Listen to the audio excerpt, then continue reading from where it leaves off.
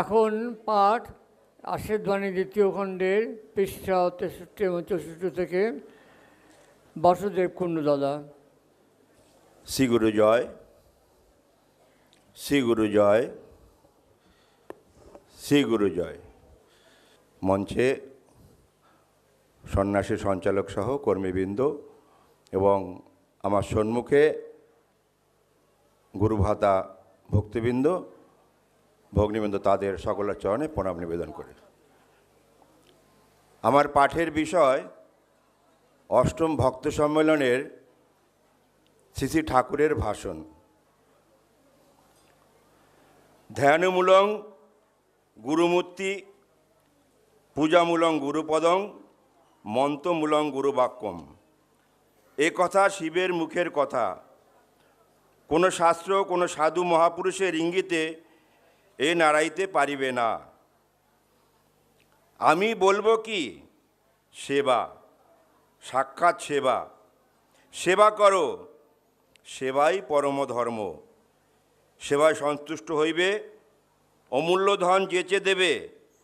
সেবার মতো সন্তুষ্ট করার পদ্ধতি আজ পর্যন্ত 4 যুগে হয় নাই।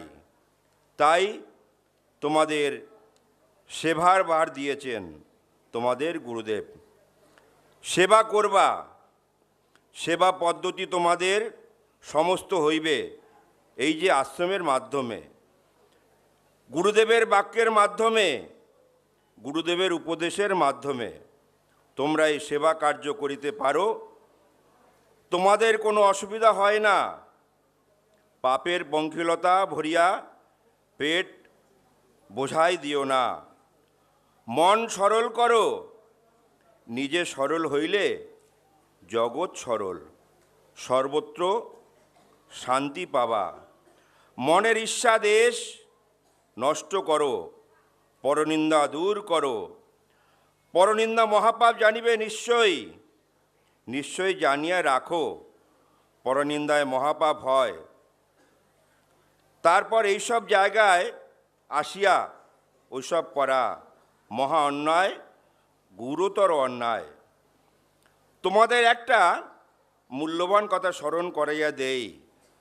তোমরা এই কথাটা মনে রাখিও যে যিনি বিশ্ব নিয়ন্তা তিনি সর্বজ্ঞ এবং সর্বদর্শী।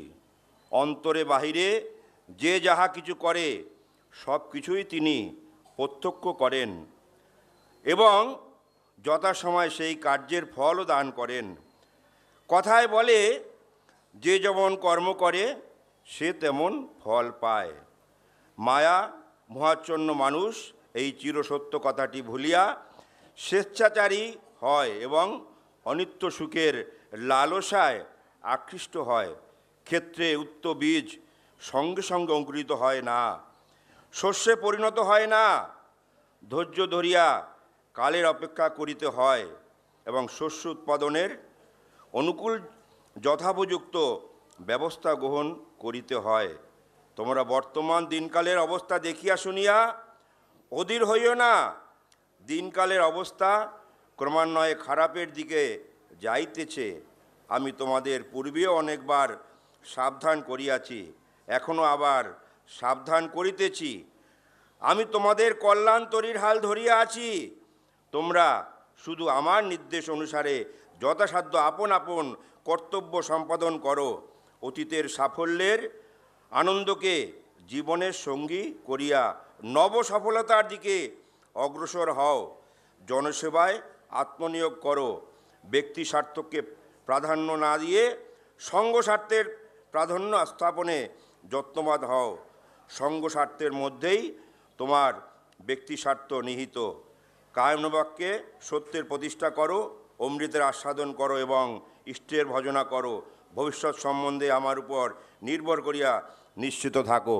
শ্রী গুরু জয়, শ্রী গুরু জয়, শ্রী গুরু জয়। শ্রী গুরু জয়। আজকে অনুষ্ঠানের শেষ ভাষণ, যদিও এর পরে একটি পাঠ আছে। বিষয়বস্তু হচ্ছে জীব সেবায় শিব সেবা, আত্মবোধের সেবা ইহাই কাম্য।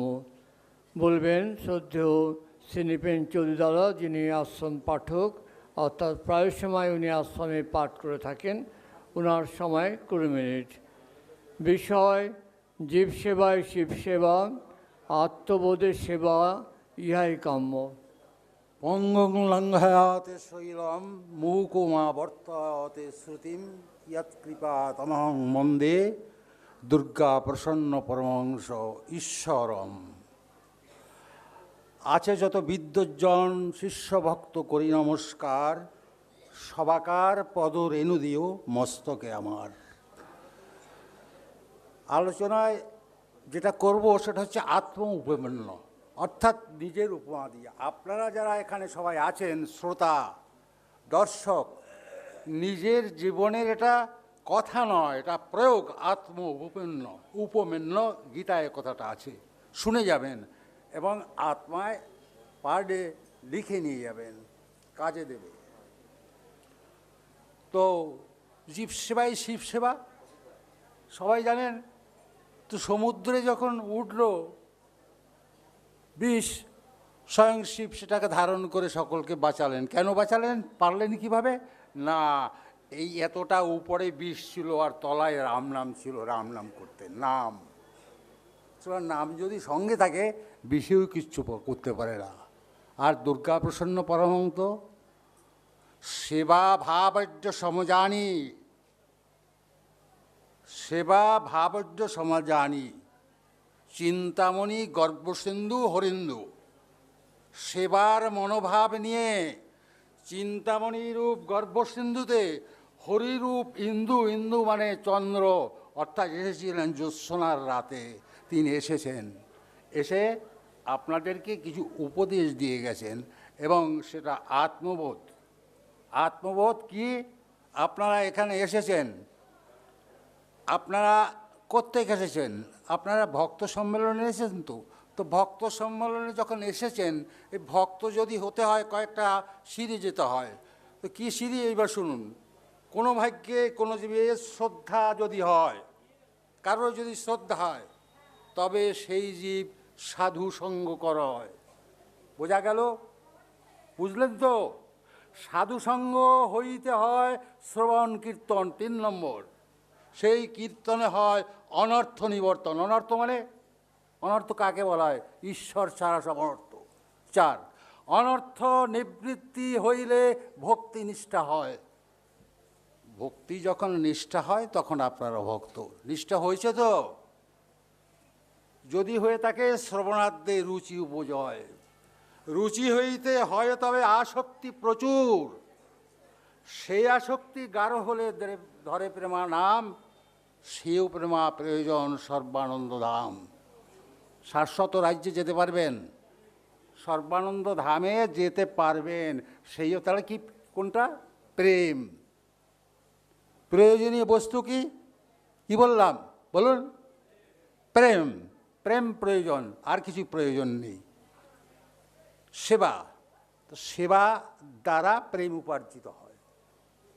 তো প্রেম যখন সেবার দ্বারা অর্জিত হয়, তবে সেবাটা তো করতে হবে। কীদৃশ্য বেতি সেবা? সেই সেবাটা কীরূপ হবে? না, না ভবেদ গ্রাহ্য ইন্দ্রিয়।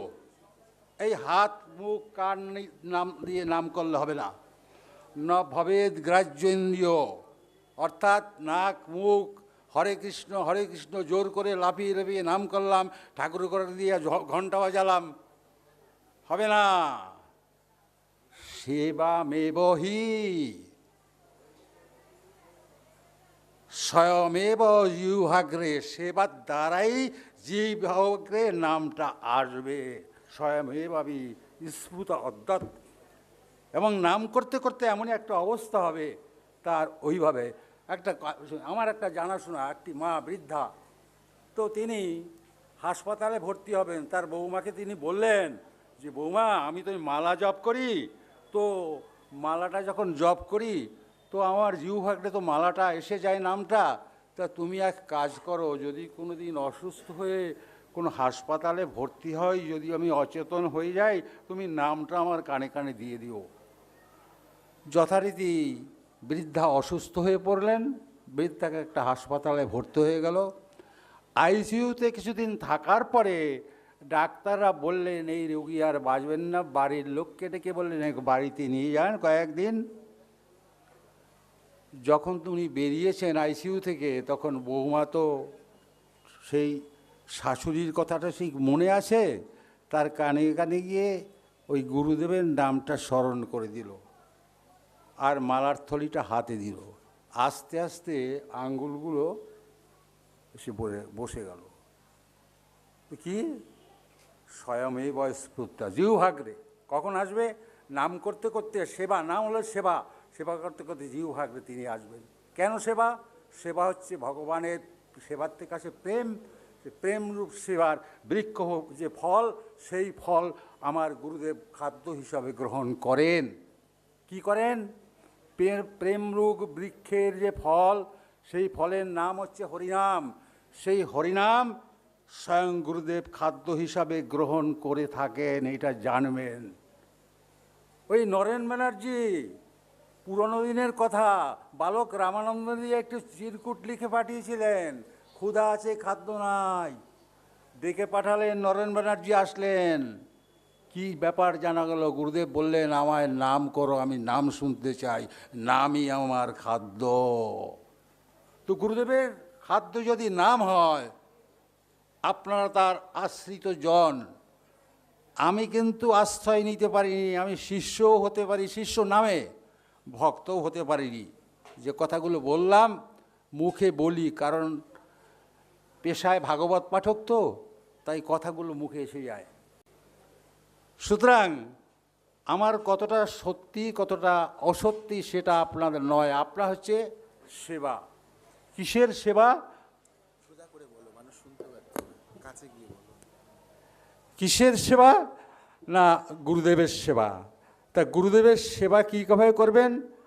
তা তিনি খাচ্ছেন কি? তিনি নাম গ্রহণ করছেন, তিনি নাম গ্রহণ করে আর আপনাদেরকেও দেখাচ্ছেন। আমি আমার সন্তান তোরা, আমি আনন্দিত, আমি আহ্লাদিত তখন হব, তখন তোমরা এই নাম গ্রহণ করতে করতে তোমাদের উত্তরণ ঘটবে, তোমরা আমার চেয়ে অনেক অনেক বড় হয়ে যাবে। তখনই আমার গুরুগিরি সার্থক হবে, তখনই আমার গুরুগিরি সার্থক হবে।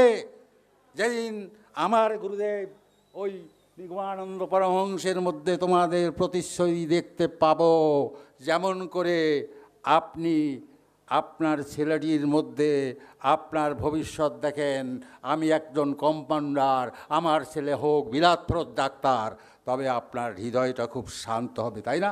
ঠিক বললাম তো? সুতরাং আপনাকে এই সেবা, সেবা পরতর নাস্তি, সেবার উপরে আর কিছু নেই। তাহলে কি করতে হবে? ওই একটু আগে এই ভাইটি, ভাই বলি বা ছেলে বলি, ওই রায়, কি না রায় জানো, মানিক সোনা রায় বলছিল দুটো দরজা, তো একটা দরজা বন্ধ করতে হবে। ওই বংশীধ্বনি করেছে বৃন্দাবনে, কাদেরকে? গোপীদের। কৃষ্ণ তদ্ভাবনা যুক্ত দদ্ধুল মিলিত লোচনা, বংশীধ্বনি শ্রবণ করে, অর্থাৎ কিনা গুরুর ডাক শুনে কর্ণ কাণ্টু তো দাঁড়িয়ে গেল। কাদের? গোপিকাদের। যখন দাঁড়িয়ে গেল তখন দরজাটাকে অর্গালাবদ্ধাকে দরজাটা দিয়ে দিল। কারা দিয়ে দিল? এই সংসারের মায়ার রূপ স্বামীরা দরজাটা দিয়ে দিল, ওগো তুমি ভগবানের কাছে যেতে পারবে না, ভগবানের সেবায় তোমায় লাগবে না। যখন দরজা দিয়ে দিল তখন কি হলো? সেই গোপুল লালনাগণ কৃষ্ণ তদ্ভাবনা যুক্ত দদ্ধুন্মীলিত লোচনা, চোখ দুটো উপরে তুলে ভগবানকে হৃদয়ে ধারণ করলেন, এবং তার স্থূল দেহটি পড়ে গেল, মাইক দেহটি ওখানে পড়ে গেল, আর সূক্ষ্ম দেহটি কৃষ্ণ সন্নিধানে চলে গেল। আপনারা পারেন না? সংসারে কাজ করেন, স্বামীর সেবা করেন, রান্না করেন, মনটা তার কাছে দেবে দাও। মন মনা ভাবো, বলছেন আমায় মনে মনে ভাবো, মদ ভক্ত আমায় ভক্তি কর, মদ যাজি পূজা করতে হয় তো আমাকে করো, আর কেউ করো না। তার কারণ কেন বলছেন? যথা তরুর মূলানি সেচন, বৃক্ষের গোড়ায় জল ঢালবেন, পত্র পুল্লব সুশোভিত হবে, সুন্দর লাগবে। আর যখন খিদা পায় প্রাণোপহারচ্য, হাত পা চলতে পারছেন না, বসে পড়ছেন, কেন? দুর্বলতা। দুর্বলতা কেন? দুদিন খাওয়া নেই। প্রাণোপহারাচ্য, একটু খেয়ে নিন পেট ভরে, দেখবেন আপনার ইন্দ্রিয়গুলো সচল হয়ে যাচ্ছে। তথৈব সর্ব অর্ণমচ্যুতহা, সেই এক গুরুকে পূজা করতে পারলে, সর্ব অর্ণমচ্যুতহা, পূজা করতে পারলে সমস্ত দেব দেবতা, সাহা কিছু, স্বামী স্ত্রী সবাই তুষ্ট হয়। সুতরাং তুষ্ট করতে হবে ভগবানকে, তুষ্ট করতে হবে সেবার দ্বারা। সেই সেবাটা বাহ্যিক সেবা না, বাহ্যিক সেবা করতে করতে হবে কীরকম? ঘরে বসে ঠাকুর সেবা করছেন, ঘণ্টাটা নাচছেন, পাড়ার লোক ডাকছে, অনেক দিন জানেন, করতে করতে করতে করতে দেখলেন যে 10-20 বছর হয়ে গেছে, কই সারা তো পাচ্ছি না। তখন একদিন ভাবলেন, না আর এই দরজা ফরজা ঘণ্টা দেবো না, দরজাটা দিয়ে দাও। দরজা দিয়ে এইবার কীরকম পূজা করলেন? গুরুদেবকে দেখলেন না? একটু চোখটা বুঝুন না, দেখবেন এক্ষুনি গুরুদেবকে দেখবেন। দেখবেন গুরুদেবকে দেখতে চান? একটু চোখ বুঝুন, 1 সেকেন্ড দেখুন, দেখতে পান কিনা দেখুন না, 1 সেকেন্ড সবাই চোখ বুঝে দেখুন গুরুদেবকে দেখতে পান কিনা। তাহলে কি এই গ্রাহ্য ইন্দ্রিয় দ্বারা তাকে দেখা যায় না? একটু আগে বলেছিলাম ন ভবেদ গ্রাহ্য ইন্দ্রিয়, এই চোখ দিয়ে তাকে দেখা যায় না। যার জন্য আপনারা বলেন এক গান অতি বিরন্দস্য জ্ঞানাঞ্জন সদাকার, মানেটা বোঝেন তো? অন্ধকার, মায়ার অন্ধকারের জন্য তাকে দেখতে পাচ্ছেন না। পুত্র কন্যা একদিকে ডাকছে, গানের ক্লাসে যাবে, মেয়ে বলছে মা আজকে যেতে পারবে না মাতৃসঙ্গে। ছেলে বলছে স্কুলের বন্ধুরা আসবে, ওটা চলবে না। মনমনা ভাব সব ওই মনকৃষ্ট পদারবিন্দয়ে।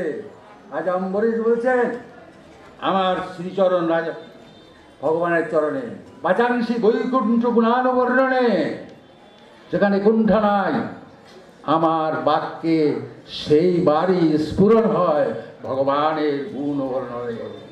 করো হরিবন্দের মার্চনায় আদিশু, আমার হাত দুখানার দ্বারা কি করি? হরিমন্দির মার্জনা করি। আপনার সংসার নয়, ওটা আপনার কৃষ্ণের সংসার, আপনার গুরুদেবের সংসার। করো হরিমন্দির মার্জনা আদিশু, আপনার হাত দুখানা দিয়ে ওই আপনার সংসারের মালিক গুরুদেব, আপনি মালিক না। কখনো বলবেন না আমার এত বাড়ি, 3তলা বাড়ি, 6তলা বাড়ি, 9তলা বাড়ি। এত বলি আপনাদের করি নমস্কার, সকলার আশীর্বাদ গ্রহ মস্তক নেওয়া। পরম দয়াল শ্রী গুরু বৈষ্ণব প্রমাণ।